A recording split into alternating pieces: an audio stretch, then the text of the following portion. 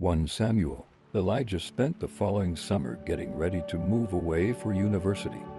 Both his parents were devastated at the idea of their only boy living on his own in a big city. How was he going to survive? Elijah, on the other hand, couldn't wait. The last few years were really rocky at home. He often felt his home was like a prison. His mom was so critical. His dad was so angry, but only when he was around. He couldn't wait to get out. Elijah did everything he needed to just survive at home, the bare minimum. Outwardly, he endured his parents. Inwardly, he was ready to start a new life. The emptiness he felt in not seeing or talking to Martina made it all worse. Just make it to September. Just make it to September.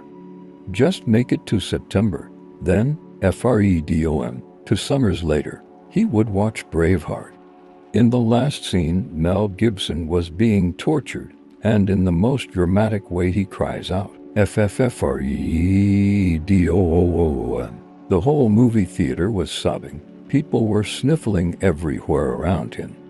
He was the only one who was laughing his head off. And the more the people around him looked at him like he was a heartless monster, the more Elijah laughed. What they didn't know was that he was remembering his last summer before university, where he was dreaming of just that, his freedom. He could relate to Mel. He saw in his parents the big guys in the movie with all the instruments of torture. The more the analogy grew in his mind, the more he laughed.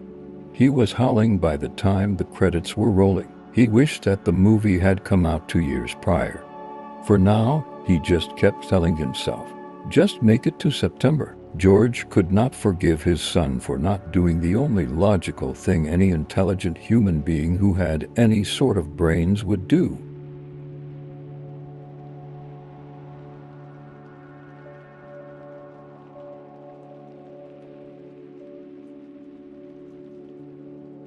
Something must be said here as an aside, for it is important that one properly hear that last sentence in George's head, said the way George said it. It changes everything. Why would he do that?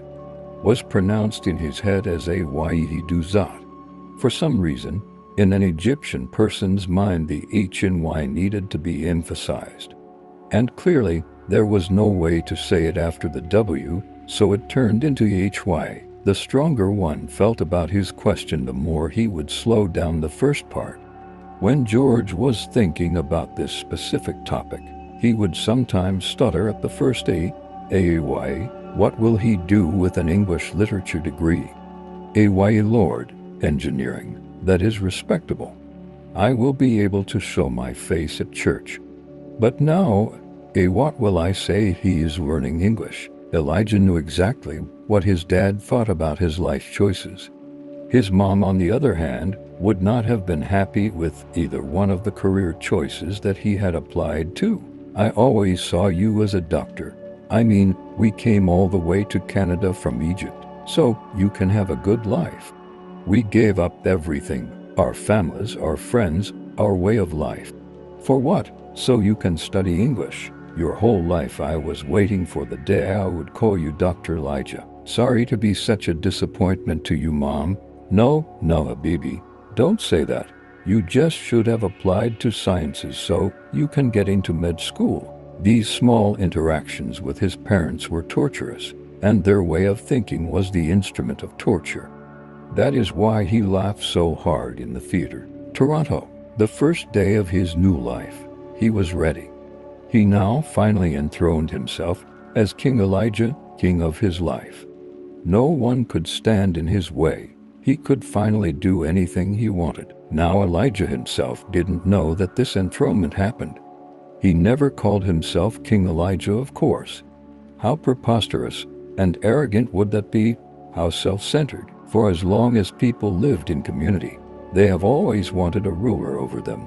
Even God didn't think it a good idea because he knew the suffering that came along with kings and their rule. But for the people of modernity, the thought of subjection to another was offensive. Unwittingly, the prevailing thought and movement of the time was that each one should be king over their own lives. For Elijah, nothing could be more awesome. Of course, It didn't take long for him to discover that being a king without subjects can be quite lonely. He arrived to Toronto a whole week before class started. He moved into his one-bedroom residence at Trinity College at the University of Toronto. He spent the first couple of hours unpacking. Once his room was set up, all he needed to do was embark on his journey of subduing people to become his subjects. This all sounds so medieval, but this is exactly what the ego does in order to fill the desert-like landscape of its sinful host. On the one hand, the ego seeks to step on others to lift itself up, and on the other hand, the ego seeks those around it to fall down before its image in worship. These thoughts never crossed Elijah's conscious mind, but they were the driving force of his subconscious being. Trinity College, with its majestic stone buildings, was the perfect setting for this conquest. The culture of the college was so highly academic and studious. This would become the fertile ground for Elijah's academic hubris. It was in these halls that he would question the very philosophical underpinnings of his existence. It was in these halls that he would fill his mind with knowledge, philosophy, poetry, and secular thought. It was in these great halls that the new Elijah was being born, Elijah the scholar. Elijah's mind would become a dangerous weapon. His mind was now completely disconnected from his heart. It remained mostly in the confines of his brain over the following years. There, he felt safe, predictable, analytical. No need of those crazy superstitions. In his first semester, he devoted himself to his studies like never before. He was going out of his way to build himself up. He loved to go to the junior common room at Trinity College, and there debate with whomever he found about the meaning of some poem or on the political status of some remote village in South America. Knowledge was his new drug of choice, and expounding his opinion was the high. Humans aren't very creative. They medicate their hurts with the very things that wounded their nature in the beginning, which then leaves them in a worse state than before. Elijah genuinely loved his studies. He quickly took to John Keats and his poetry. He especially loved the Ode to Psyche. It made him feel sophisticated and deep. So he memorized parts of it as he walked up and down the hallways of Trinity College. Yes, I will be thy priest and build a fane in some untrodden region of my mind, where branch thoughts you groan with pleasant pain. Instead of pines shall murmur in the wind. Elijah's favorite tradition was the Wednesday night high table dinners, where the students and the staff came to dinner in their gowns. It was so formal, prestigious. Here, he could break out in poetry and it wouldn't sound strange. Nay, it would ring quite fitting. Bravo, Elijah, bravo. It's as though John Keats himself was among us. I thank you, Professor.